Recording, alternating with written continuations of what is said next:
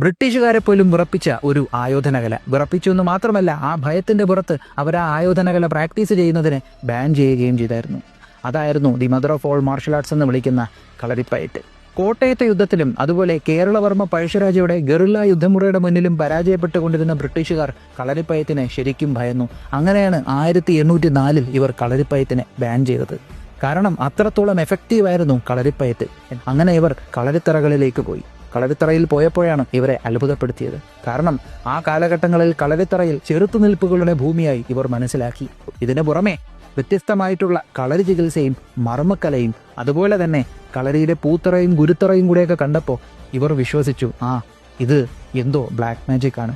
കാരണം ഒരു സാധാരണ മനുഷ്യൻ തികച്ചും അമാനുഷികനായി മാറുകയല്ലേ. ഇതിനോടൊപ്പം കളരി ഗുരുക്കന്മാരുടെയും യോദ്ധാക്കളുടെയും ഉപാസനയും കൂടെ അറിഞ്ഞപ്പോൾ ഇവർ ഉറപ്പിച്ചു, ഇത് ശരിക്കും എന്തോ ബ്ലാക്ക് മാജിക് ആണ്. അല്ലാതെ ഒരു മനുഷ്യന് ഇതുപോലെ അമാനുഷികനായി മാറാൻ കഴിയത്തില്ല. അങ്ങനെ അവർ കളരിപ്പയറ്റിനെ ബാൻ ചെയ്തു. എന്നാൽ ബ്രിട്ടീഷുകാരുടെ കണ്ണ് വെട്ടിച്ച് കളരിയുടെ പ്രാക്ടീസ് കേരളത്തിൽ തുടർന്നു വന്നു. എന്നിരുന്നാൽ പോലും ചരിത്രത്താളുകളിൽ തങ്ങളുടെ തോക്കുകളും പീരങ്കികളും കൊണ്ട് പ്രതിയോഗികളെ വിറപ്പിച്ച ബ്രിട്ടീഷുകാരെ ഭയപ്പെടുത്തിയ ഒരു ആയോധന കലയായി കളരിയെ വാഴ്ത്തുന്നു.